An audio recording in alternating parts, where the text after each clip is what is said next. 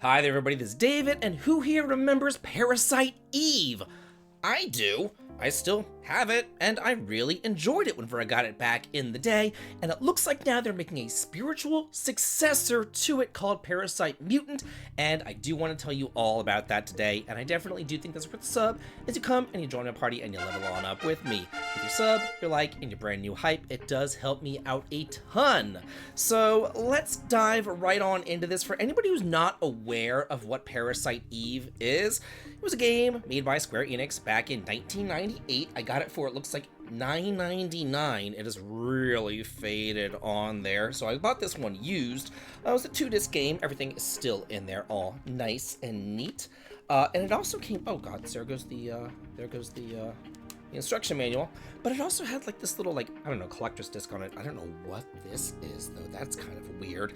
But anyway, I have it all right there. It was a really fun game that I thoroughly enjoyed. It only lasted maybe 10 or so hours, but it starred this girl, police officer Aya Brea, on, I want to say it was Christmas Eve, and she goes to a play, and then all hell breaks loose as this woman, mitochondrial Eve, comes on in and burns the whole place to the ground, and then it is up to Aya Brea to put a stop to her, to go all throughout New York City with her gun and everything by her side and just blast the crap out of enemies. So this was not a traditional turn-based RPG by any sense of the imagination. It was kind of turn-based, it was kind of horror, kind of turn-based, not too much horror.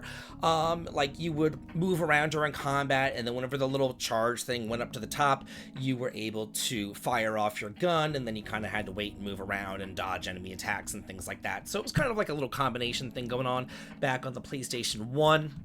But now we have a new game called Parasite Mutant coming out for the PS5 and the PC sometime next year. Totally not Parasite Eve related, even though if you look at the logo of Parasite Eve and the logo of Parasite Mutant, like there's literally no difference whatsoever. The difference is the E in Eve and the M in Mutant, like that's it. If you look at this girl, Nova, the hero, she looks just like Aya Brea, except her hair is more greenish instead of blonde, I guess.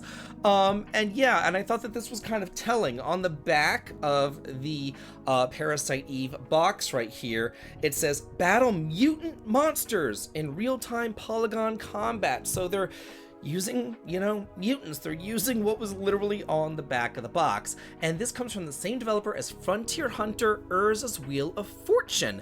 And I played that game back in the day. It was a Boobyvania, which is exactly what you think it is.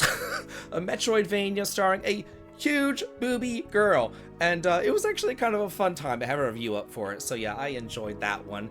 And it says that this is a Parasite Eve inspired science fiction horror RPG set in the distant future. So whereas Parasite Eve was present day, this one is more distant future thing going on, coming out for the PS5 and PC via Steam. It says, psionic agent Nova is sent on a mission to an abandoned and secluded island filled with horrifying creatures. Not knowing what happened on the island will completely change her fate. So, looks like she's sent to an island, whereas Parasite Eve takes place on an island, the island of Manhattan. So yeah, kind of same sort of thing. It uses an active time chain system, which is very similar to how it did it in Parasite Eve. So it says that combines the popular active time battle system used in RPGs of the late 90s with a 3-segment chain system. So basically, you go ahead and you have the active time bar go up, and then you have to fire off your gun, and it says you need to time your actions in each of these segments and decide whether you want to save the energy or do chain release. So you can combo up to 3 different gunshots or whatever at the same time while dodging the enemy's attacks and then launching your attacks at the best possible time. Not only that, they introduced a retro filter and CRT filter to bring y'all back to late 90s vibe of Parasite Eve. They're not even trying to hide the fact that this is like such a blatant ripoff of Parasite Eve. But you know what? I've got to say, if Square Enix won't make a Parasite Eve 4 or a remake or a spiritual successor or something in the universe, then somebody else has to. We've been seeing it with all sorts of other games lately. Like Shrine's Legacy is essentially Illusion of Gaia. You know, you look at some of these indie RPGs, and you know they're really taking inspiration from these 90s RPGs. We saw Illusion of Time, and that is essentially Chrono Trigger. You know, made in indies. You know, Quartet came out very, very, very recently. So, Secret of Aronis was essentially the Final Fantasy Legend games all rolled up into one. So, yeah, very. I'm liking this. A lot of indie developers are taking inspiration from these 90s classics. They're saying, hey, you know, they abandoned them. They're not doing anything with them, so we can do something with them. Ayuden Chronicles is a wonderful example.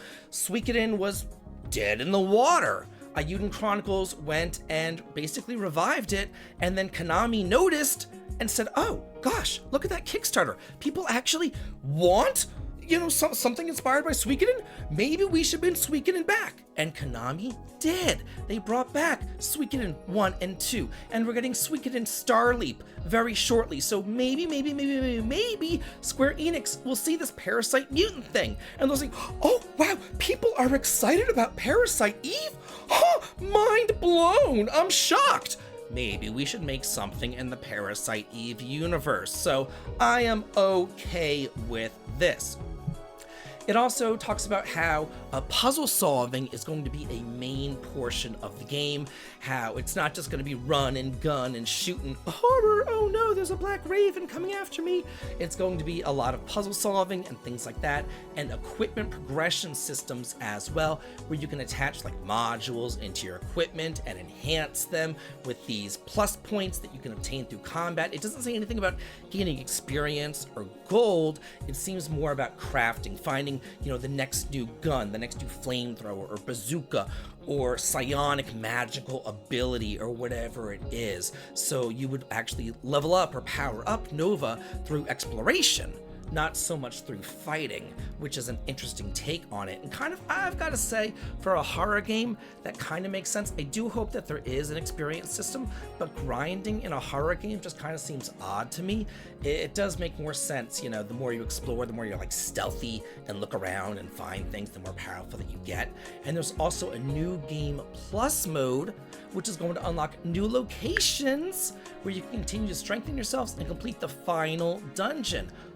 Maybe it's like the Chrysler building in Parasite Eve? Yeah, so this is really freaking exciting to me. I'm loving all these spiritual successors that we're getting. I know a lot of people see them and they're like, oh, every time I see these spiritual successors, they never live up to, you know, the first game. But you know what they do? They get people to notice that there is interest in these games. They get the companies aware that people want these games, which to me is a win-win situation for us gamers. So I am super happy about this, super stoked about it. But now I want to hear from you. What do you feel about this game? What do you feel about Parasite Eve in general? So talk to me about, you know, both of these games. What do you feel about it? It's just an interesting topic of conversation. Talk to me in the comments, and as always, have a good day.